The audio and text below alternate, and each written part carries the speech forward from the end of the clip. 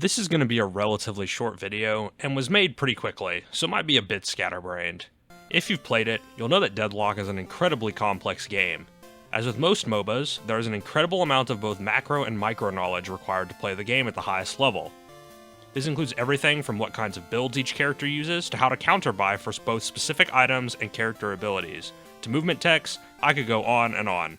Something that a lot of people who aren't at the top ranks, myself included, might not think about is just how important the knowledge of timers for events on the map is. Whether that be the spawn times for bridge buffs, mid-boss, Sinner's Sacrifice, or the denizen/jungle camps. The typical player experience is that you'll learn when certain things spawn in, whether that be buffs, Sinner's Sacrifice, or the camps themselves. It's relatively easy to glean that information just from playing games, or at least get a general feel for when these things appear if you don't get the exact time. And if you don't, well, the wiki is just a few clicks away with all the information you would need. For example, buffs spawn in every 5 minutes, and regardless of whether or not they've been claimed, a new pair of buffs will spawn at each 5-minute mark. Mid-boss spawns at the 10-minute mark of the game for the first time. Now, mid-boss has a slightly confusing respawn timer that gets faster and faster as it's destroyed more times, but you don't have to worry about tracking that because it actually has a respawn timer displayed on your minimap. Where things start to get fuzzy is when you start looking at spawn times for camps and Sinner's Sacrifice. It's not too difficult to understand when these things spawn for the first time, but the confusion comes after they're destroyed. Sinners and the camps are static. They're not on some sort of respawn timer that replaces the ones that are active if they aren't destroyed.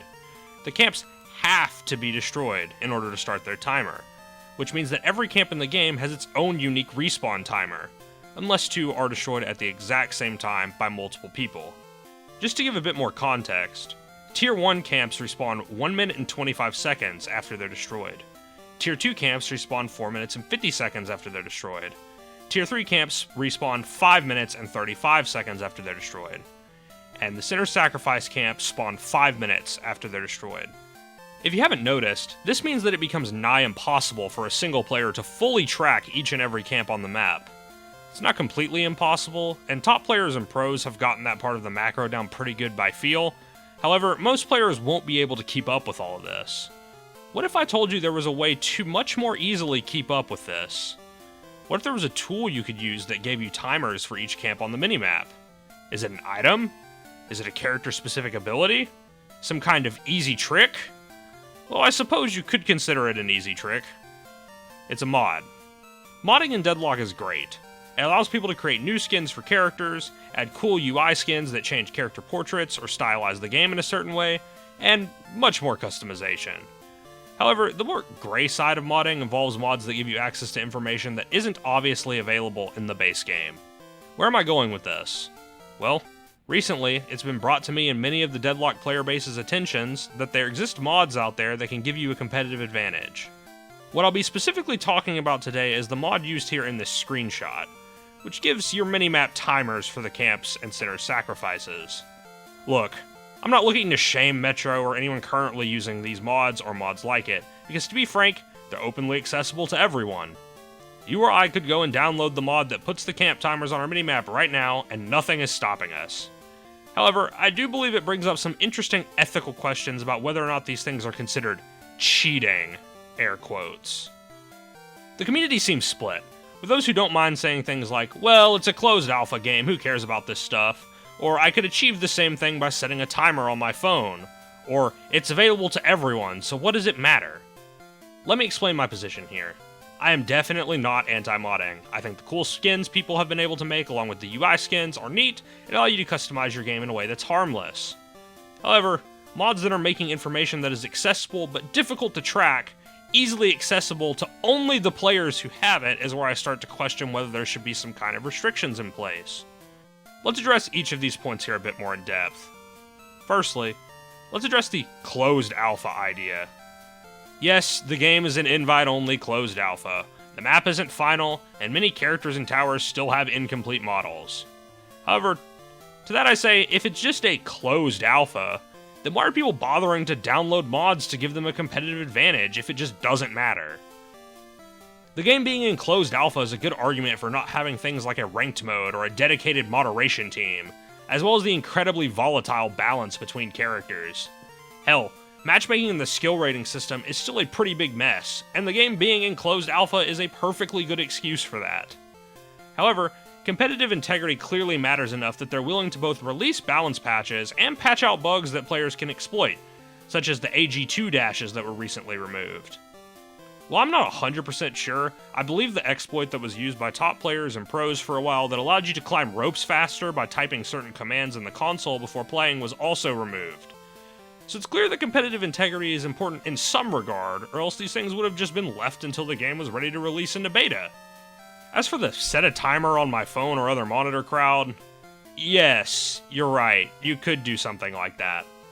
However, the effort required to set something like that up and do it while playing almost would command respect from me. That's like next level micromanaging.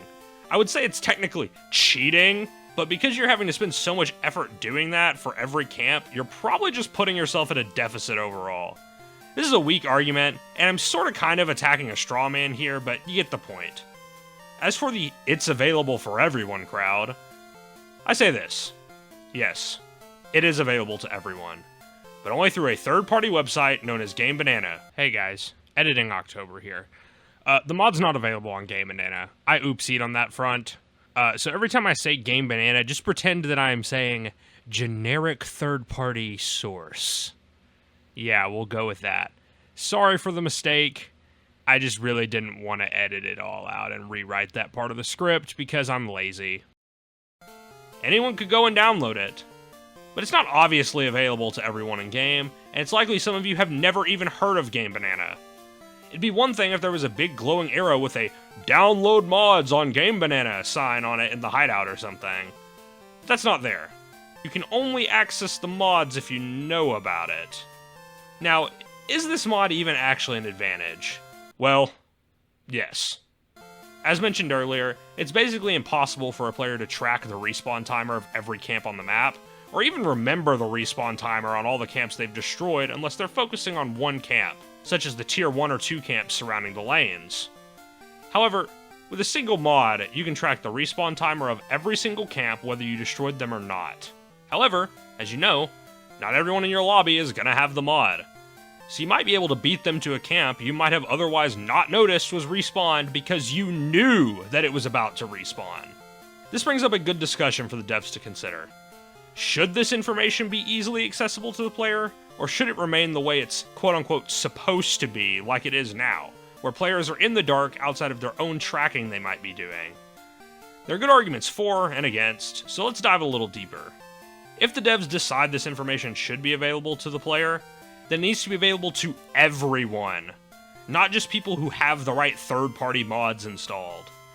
It would simplify the learning experience for newer players and would provide some potentially interesting macro game decisions and alter playstyles of players. Besides, other MOBAs have timers on their camps already, so what's the big deal? Well, for me and for many other players, I actually kind of like the ambiguity of the respawns on camps and centers. It's very difficult to track a large number of camps accurately as an individual, which makes the game have a little more variance. I also think this specific mod makes the map very cluttered. There are a lot of camps in the game, and if each of them has a gigantic green timer on the map, it just becomes a visual mess. I also think that the lack of timers helps make roaming characters a bit weaker. I can just imagine a Haze running deep into the enemy territory to pick off as many camps as she can and then smoke bombing back out. My argument is best summarized this way. Players can use mods for cosmetic changes in any way, but when it comes to gameplay, players should only be allowed to use the tools given to them inside of a game of base Deadlock. That being items, the characters you can select, and the power-ups present already in the game. Despite all of that, there's one major argument that I think lends itself to having the timers in the game. Firstly, Valve is a company that is, well, very lax with their moderation of content in their games. These games are pretty notorious for having games full of racial slurs and throwers who end up getting no punishment. With this being the case, you can only imagine just how lax the moderation on mods actually is. Maybe that changes if Deadlock is truly meant to be the next big esport when it releases, but we just won't know until that time comes. Which still seems a pretty long way off. So if it's going to be too difficult to moderate mods that give this kind of extra info, I think it might just be easiest to add it into the game. Like I said, everyone gets it or no one gets it. So, Yoshi and the Deadlock dev team, What's it going to be? A decision is going to have to be made about this at some time in the future, because while it doesn't matter now, it will at some point. There have been mods removed before, I'm sure, so I wonder if this one will be. There is also someone who claims that they allegedly worked on this mod with a friend and the dev team told them not to give it out, but I don't think we as the general public have any way to truly validate that claim, so I'm going to say allegedly. Like I mentioned, this isn't a shot at anyone who uses these or Metro. They shouldn't be banned or reprimanded because there's simply no rules or guidelines in place at the moment for these kinds of things. I just thought that this was an important discussion for us as a community to have about the future of a game we all hold so dear to our hearts. If I got anything wrong, please let me know, and I will add it to the description or a pinned comment of mine, as well as add an annotation to the video. I'll be releasing more content soon, as Deadlock has reignited my passion for this hobby, so if you enjoyed and would like to see more, please consider liking and subscribing. That's all. Peace.